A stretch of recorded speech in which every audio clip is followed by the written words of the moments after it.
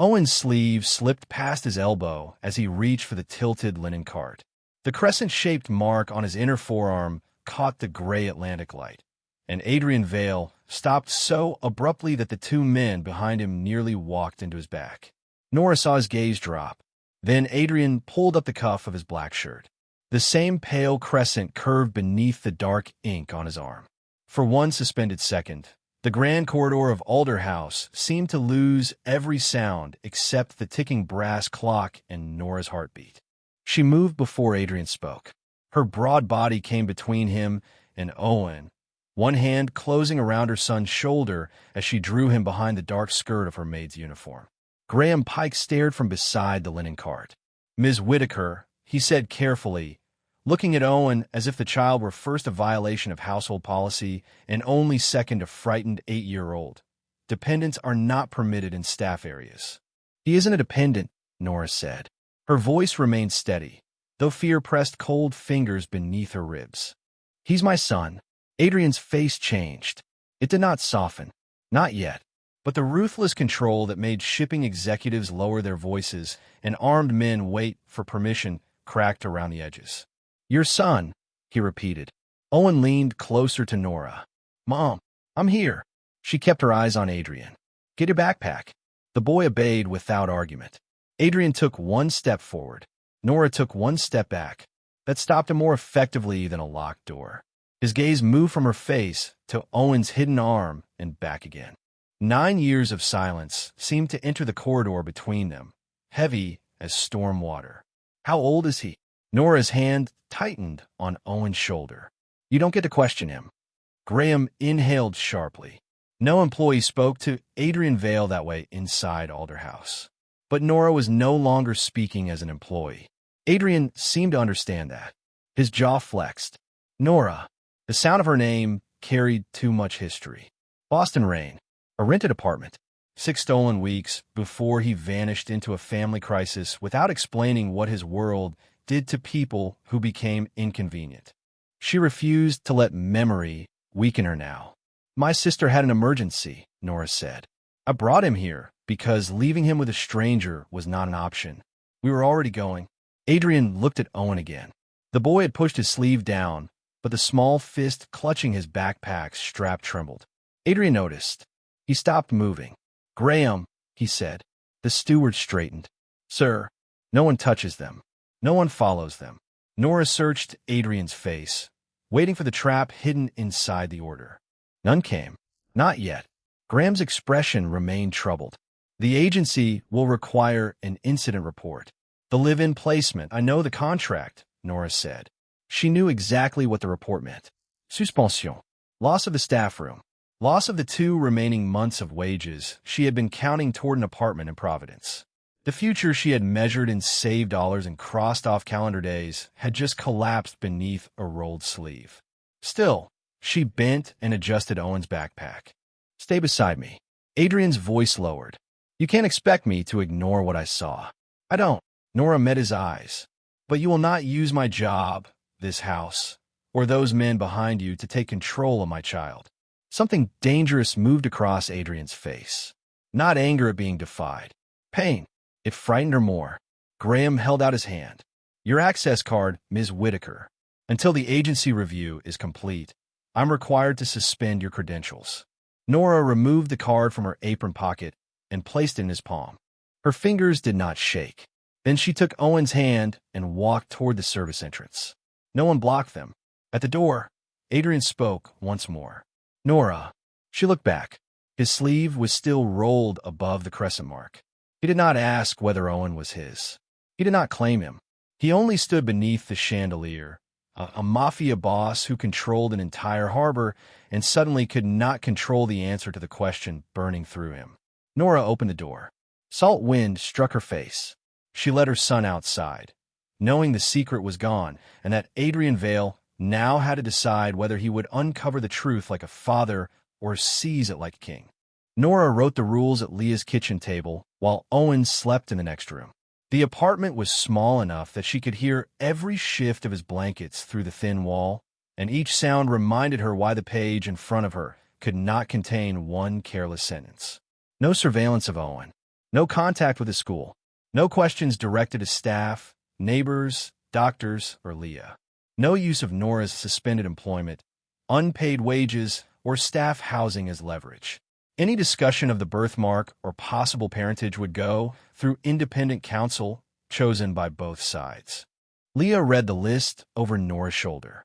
You're writing to a man who controls half the harbor like you're correcting a hotel invoice. He understands rules. He understands his rules. Nora's pen stopped. Leah pulled out the chair opposite her. You did what you had to do today, but you cannot keep making every decision alone and call it protection. Nora looked toward the bedroom door. The last time I trusted someone powerful to explain himself, he disappeared. And the last time you decided silence was safer, it became 9 years.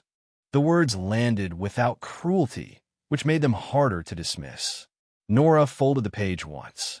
I'm not giving him Owen because a mark frightened him. No one asked you to. Leah lowered her voice. But you need to find out whether he is the man you remember or the man you fear. Nora sent the conditions through the attorney recommended by Leah's union office, then placed her phone face down. She expected a threat, a demand, perhaps a security car outside before midnight. None came. Across the bay, Adrian stood in his office at Alder House with Nora's conditions spread across the desk. His security chief waited beside the closed door. We can confirm the child's address within the hour, the man said. School records may take longer. Adrian read the first line again. No surveillance of Owen. Every instinct trained into him by the Vale family demanded information before uncertainty became danger. But the image that returned was not the crescent. It was Owen's trembling hand on the backpack strap and Nora stepping between them. You will not search for the boy, Adrian said. The security chief hesitated. Sir, no school, no medical records, no neighbors. No one follows Ms. Whitaker or her sister. And the staff, they are not to be questioned. Adrian lifted the incident report Graham had prepared. Her suspension remains administrative. No disciplinary decision is made until independent counsel reviews the matter. His general counsel shifted uneasily near the window. A possible direct descendant triggers notice requirements with the family trust. Adrian's jaw tightened. Then notify them only that a protected family status question exists. No name, no location, no child records. The council looked at Nora's final condition. She wants an attorney outside Vale representation. She will have one. Adrian signed the temporary order and slid it across the desk. Giving up control felt less like mercy than cutting away one of his own defenses. Yet if he ignored her terms, every fear in Nora's eyes would become fact. Back in Providence, Nora's phone finally lit with the attorney's message. Conditions accepted. No investigation authorized. Independent counsel approved. She read it twice before allowing herself to breathe. Leah watched from the sink. Well, Nora looked toward the room where Owen slept. He stopped his men. It was not trust, not forgiveness. But for the first time since Adrian had seen the mark, Nora possessed evidence that his power could move in more than one direction. Then a second message appeared. Because the matter could involve the Vale bloodline, limited notice to the family trust was legally required. Nora's brief relief hardened into caution. Adrian had passed the first test. Now his family was about to enter the room.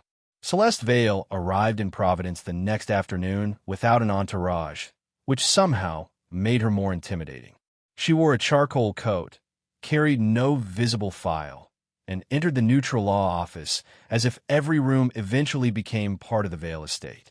Nora sat beside her attorney with Leah on the other side and reminded herself that Celeste knew nothing about Owen except that he existed, bore the crescent, and might belong to the family she had spent decades protecting. Adrian entered last. He took the chair farthest from Nora and did not speak for her. That mattered. Celeste placed a slim folder on the table. The Vale Family Trust is prepared to ensure that no child connected to this family experiences instability, she said. Her tone was calm, almost kind. Temporary housing can be arranged. Income can be replaced while Ms. Whitaker's employment status is reviewed. Private schooling, transportation, and security can be discussed after verification. For one dangerous second, Nora saw the apartment she had been saving for. Owen's school year protected, every overdue bill disappearing beneath one signature. Then Celeste opened the folder. In return, all communication concerning the child would be handled through trust counsel. Residents' information would remain confidential. Contact would follow a family-approved schedule. Public statements, if ever necessary, would be managed centrally. Nora looked down at the first page.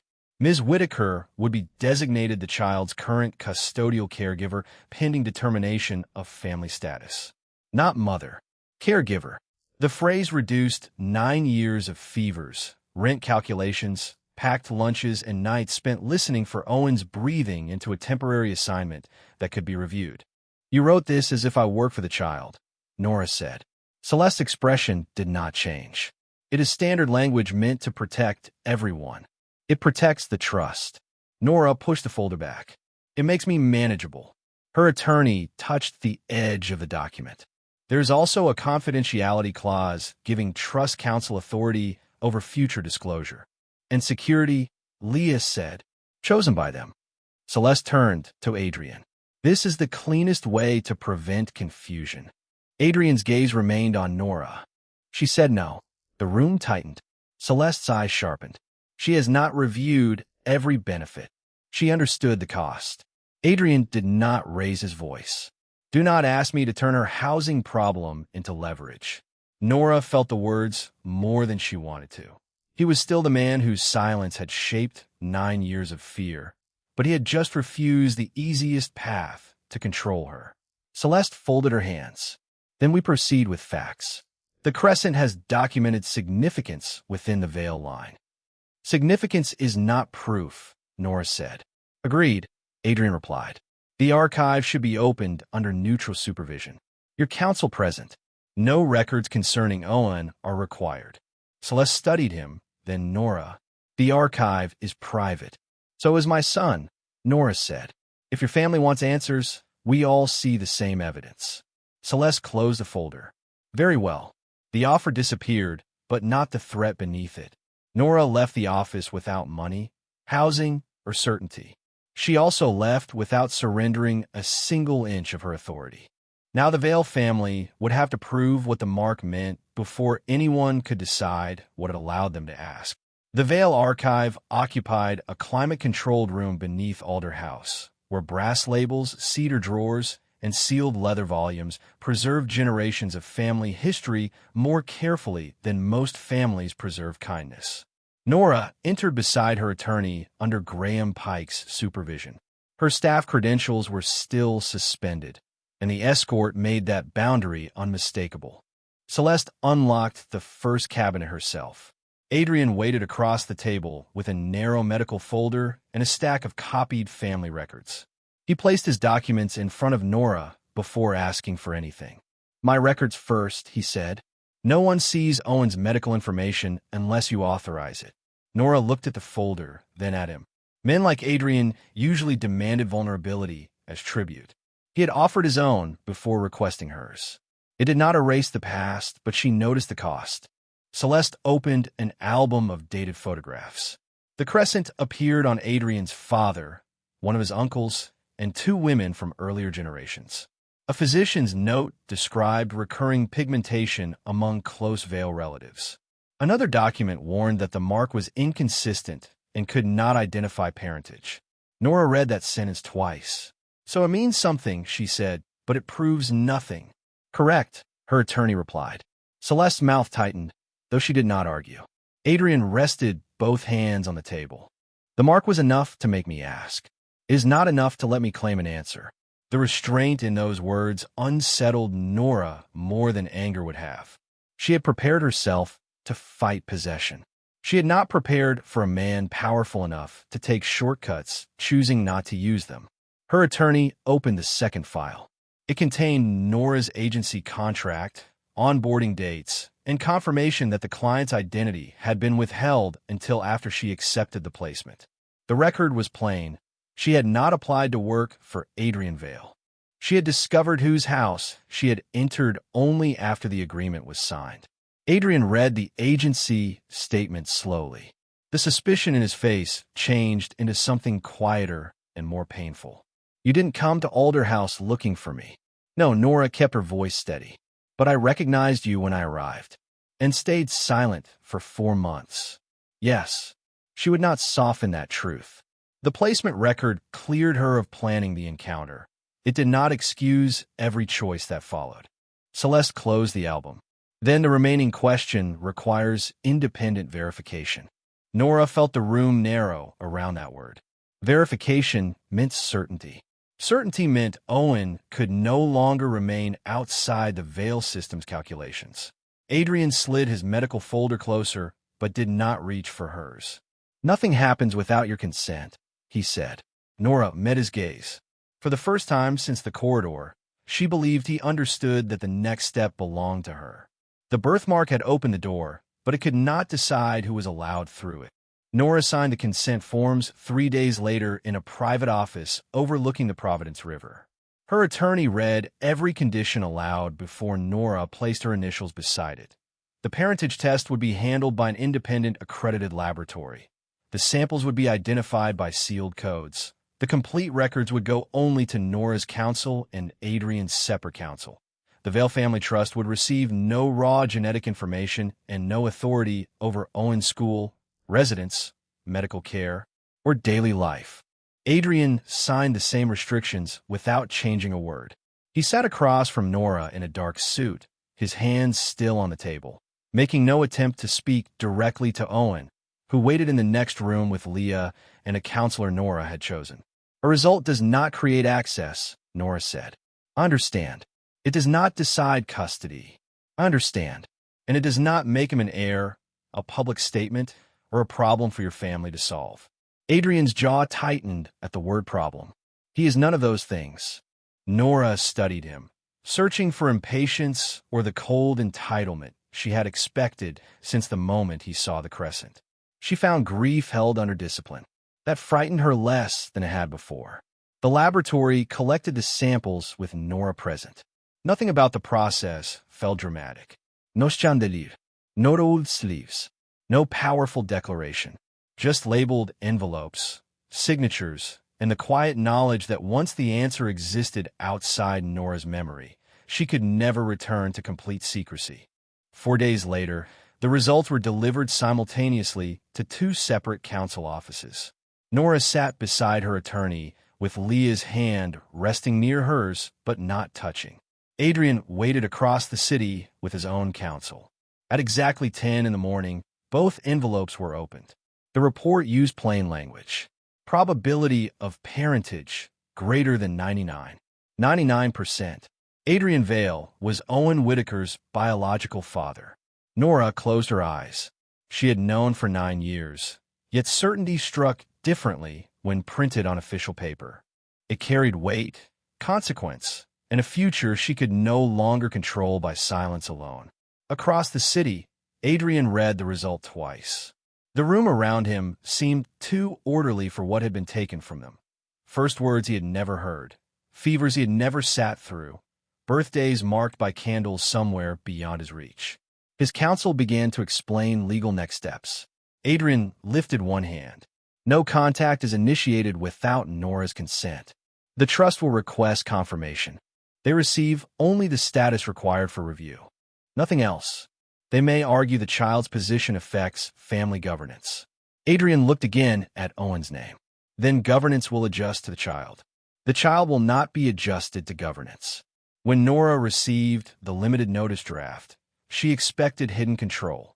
Instead, it confirmed only that biological parentage had been established and prohibited the trust from using Owen's identity, image, records, or possible succession status without the consent of both parents. Adrian had accepted every restriction. No demand followed. No car appeared outside Leah's apartment. No message called Owen his son before Owen was ready to hear it. For the first time, Nora allowed herself to imagine that Adrian's restraint might last longer than one frightened afternoon. Then Celeste's formal response arrived. The confirmed existence of a direct veiled descendant required an immediate family status review, security assessment, and confidential continuity proposal. Nora read the words twice. The truth had answered the question of blood. It had not made them safer. It had simply made Owen more valuable to people who believe value gave them the right to decide. The Vale Family Trust called it a continuity proposal. Nora called it what it was before she reached the second page, a contract designed to make obedience look like safety. Celeste sat at the far end of the neutral conference table, while Trust Counsel reviewed the terms in a voice polished smooth by years of making powerful decisions sound administrative. The trust would replace Nora's lost wages, provide a furnished residence near Owen's school, cover private security, and establish an education account in Owen's name. In exchange, all public communication would require prior approval. Security personnel, chosen by the Vale family, would monitor travel. Contact with extended family would follow a trust schedule. Any future discussion of Owen's place within the family would remain under centralized review. Nora turned to the final attachment. Her continued access to housing and financial support could be reconsidered if she disclosed private family information or refused recommended security measures. The words did not threaten her. They simply described how easily comfort could be withdrawn. "You want me dependent enough to be grateful and frightened enough to cooperate," Nora said. Trust Counsel stopped speaking. Celeste's expression remained composed. "We want stability for the child. Then write his mother into the agreement as an equal decision-maker. The trust cannot surrender its responsibility to protect a direct descendant." "You mean control him?" Nora closed the folder. "And control me through him." Adrian sat beside his own independent attorney, not beside Celeste. He had read the proposal without interruption, but the stillness in him had grown colder with every page. "Nora," he said quietly, "you are not required to accept any of it." Celeste looked at him. "The alternative leaves her without housing or income. That does not make this consent." The sentence struck harder than a raised voice. Nora looked down at her maid's identification card, which Graham had brought in a sealed envelope for the final employment review. 2 months earlier, that card had represented a path toward a small apartment and a life no one could revoke. Now every remaining tie to Alder House could be used to question whether her choices were truly free. She pushed the proposal back across the table. "I decline." Trust Counsel began to object. Nora spoke over him. "And I am ending my employment at Alder House effective today." Adrian's head turned toward her, but he did not tell her to reconsider. That restraint cost him. She could see it in the tension along his jaw. Graham met her later at the service entrance, where rain darkened the stone steps and the ocean wind carried the smell of salt through the open door. He had packed her personal belongings from the staff room according to policy and prepared the forms for final wages. "Your record will show voluntary resignation," he said. "No disciplinary finding." Nora signed where required. Graham hesitated before handing her the last box. "For what it is worth, Ms. Whitaker, your work was exceptional." "Then put that in the reference." "I will." No promise of rescue followed. No secret envelope. No mansion key pressed into her palm. She carried her own box down the steps. Adrian waited beneath the cover drive, far enough away that she could pass without speaking to him. "I can arrange temporary transportation," he said. "You can refuse it." Nora looked at the black car, then at the rain. "One ride to Leah's. No security detail. No change to my conditions." "Agreed." He opened the rear door, but did not touch her arm or take the box until she handed it to him. By the time Alder House disappeared behind the wet trees, Nora had lost her room, her wages, and the future she had planned. She had also removed the last contract that allowed Adrian's world to confuse dependence with consent. Adrian dismissed the Vale attorneys before Nora arrived. They had advised him to place the parentage matter under family counsel, investigate the years she had lived outside his reach, and control any public account before the trust created one of its own. He rejected all 3 recommendations. "No one searches her history," he said. "No one contacts her employers, neighbors, landlord, or son. Her final wages are paid in full. Her professional reference remains based on her work, and neither is conditioned on silence." His senior advisor stared at him. "You are surrendering the only leverage that keeps this contained." Adrian's voice went quiet. "Then it was never protection. By the time Nora entered the neutral legal office, Vale counsel had been formally recused. Adrian sat across from her with his independent attorney, no security men inside the room, and no Alderhouse documents between them. Her final pay statement and Graham's signed reference rested beside a letter confirming that the Vale organization would not investigate her private life. Nora read every line. There is no confidentiality clause. There shouldn't be, and no requirement that I accept your security. No, your family will call this reckless. They already have. The answer held no pride, only cost. Nora folded the letter slowly. For 9 years, she had imagined Adrian learning the truth and surrounding Owen with men, lawyers, locked gates, and the certainty that blood gave him greater rights than the woman who had raised the child. Instead, he had dismantled his own advantages before asking her for anything. You want to know why I hid him, she said. Adrian did not move. Only if you choose to tell me. That restraint opened the final door. Nora told him about discovering the pregnancy weeks after he vanished from Boston, about calling the number he had left and reaching men who would not explain where he had gone. She told him how quickly his name led to stories about Vale loyalty, family obedience, and people whose lives disappeared behind private arrangements. Years later, when the placement agency revealed Alderhouse as her assigned residence, she had nearly walked away. But she needed the wages, and Owen needed stability. Each day, she remained silent, made the next day harder. I was afraid you would take over, she said. Then I started using that fear to justify deciding everything alone. Adrian absorbed the words without defending himself. I left without giving you a safe way to reach me. My family taught you what to expect before I ever had the chance to prove otherwise. You still lost 9 years. Yes. Pain tightened his face, but he did not turn it into accusation. And you carried them alone because my world made silence look safer than truth. Nora met his gaze. The attraction between them was still there, dark and familiar, but for the first time it did not feel like another demand. This does not forgive everything, she said. I know. It does not give you Owen. I know. But it gives us a legal path forward. Adrian nodded once. Outside the office, the Vale Trust was preparing language that would classify Owen before Nora had enforceable standing. Inside, she and Adrian chose the same side for the first time. Not as employer and maid, not as former lovers, but as two parents who would face the family without surrendering the child to it.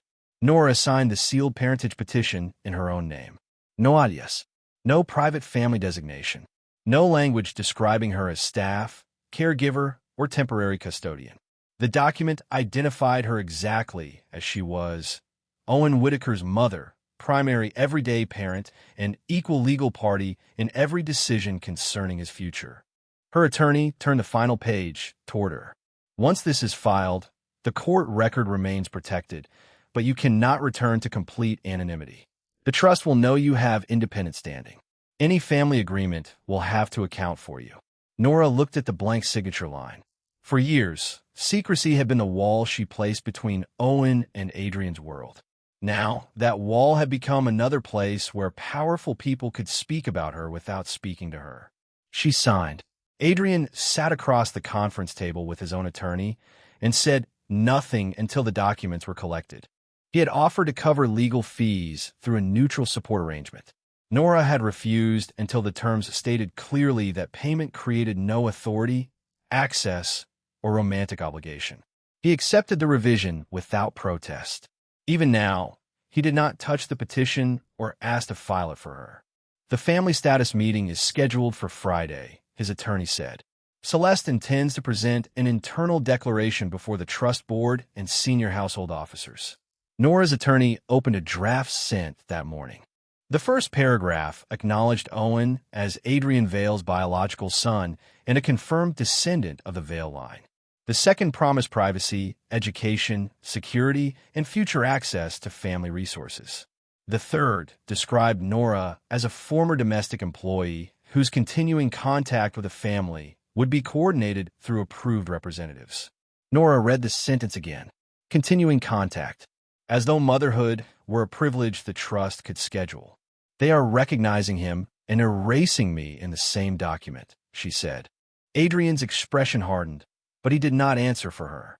What language would you authorize? Nora's attorney asked. Equal parental authority, Nora said. My consent required for his name, image, schooling, residence, medical care, security, and any trust role. No public or internal statement treating him as an heir before he is old enough to understand and choose. And no reference to me as former staff unless my professional history is relevant and described respectfully. Adrian's attorney made notes. The trust may refuse. Then they do not use Owen's name. The words left Nora calmly. That calm cost more than anger would have.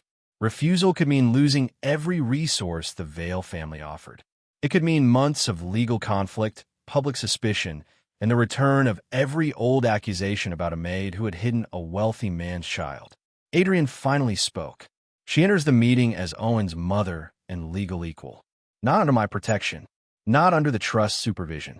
Nora looked at him. You will not speak for me. No.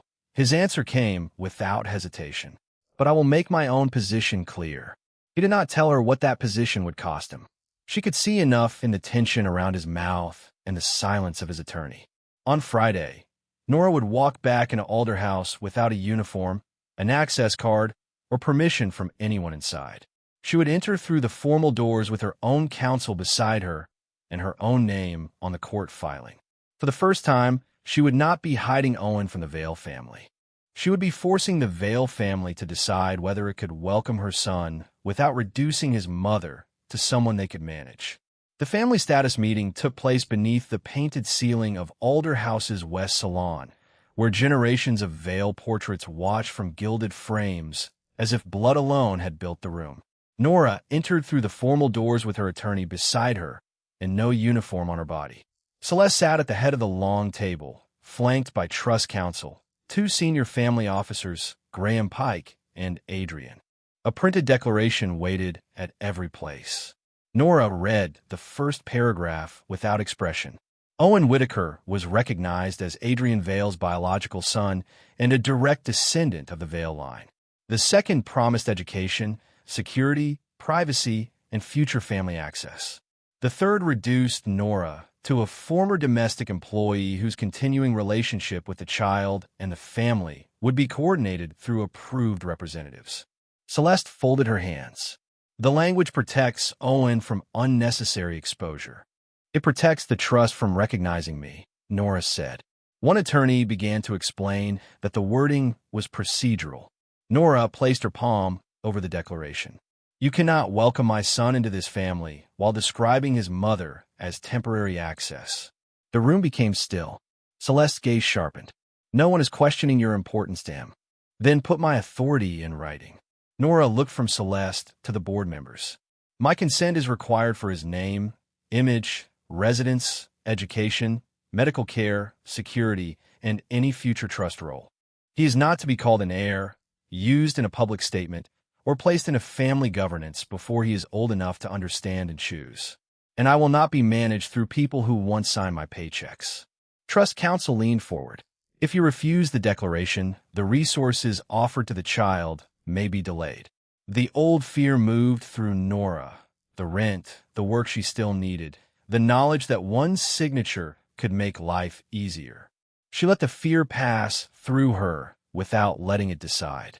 Then delay them, she said. You do not get Owen by erasing me. She lifted her pen, but did not sign. That refusal changed the room more completely than any threat could have. Every face turned toward Adrian. He had remained silent because Nora had required him not to speak for her. Now, he placed his copy of the declaration on the table. The current language is rejected, he said. Celeste's expression tightened. Adrian, the trust has obligations. So do I. His voice stayed low, but the authority behind it made even the lawyers stop moving. I will not authorize any family statement, security plan, succession review, or use of Owen's identity without Nora's equal consent. Effective immediately, I surrender unilateral decision power in all Vale matters concerning him. Parentage will proceed through the neutral legal agreement already filed, not through private family command. One of the senior officers stared at him. You are limiting your own authority over a direct descendant. Adrian looked at Nora, then back at the table. I am limiting my authority over a child who is not property. The words carried farther than anger. Celeste glanced at the unsigned declarations, at Nora's attorney, and finally at Graham, who stood as the representative of the household that had once known Nora only by her staff title. Then the document must be amended, she said. Trust counsel objected under his breath. Celeste silenced him with one look. Owen Whitaker will be acknowledged as Adrian Vale's son. Nora Whitaker will be recognized as his equal parent and primary everyday caregiver. No family representative will use the child's identity, schedule, records, or status without the consent of both parents. No succession designation will be imposed during his minority. Graham gave a single formal nod. It was not affection, but it was public recognition from the house that had once suspended Nora for bringing her own child through a service corridor. Several weeks later, Nora signed a lease for a modest Providence apartment in her own name. Graham's reference helped her secure a supervisory position with a historical property firm that valued her experience without asking her to belong to anyone. Adrian's child support entered through the court-approved arrangement, separate from gifts, employment, or romance. His visits with Owen began slowly, short afternoons, supervised at first, then longer once Owen stopped watching every doorway for Nora. Adrian never demanded to be called Dad. He answered questions, kept promises, and left when the agreed time ended. One evening, he asked Nora whether there might someday be room for something beyond co-parenting. Someday is not a promise, she told him. I know, he said. It is still more than I deserve. On a bright morning near the end of spring, the three of them stood together on the open deck of a Newport ferry. Owen leaned against the brass rail, his sleeve pushed casually above the crescent on his arm. Adrian stood on one side of him. Nora stood on the other. No one compared the marks. No one claimed what they meant. The mansion receded behind them, and the Atlantic opened ahead, wide enough for a family built not by ownership, but by truth, restraint, and choice.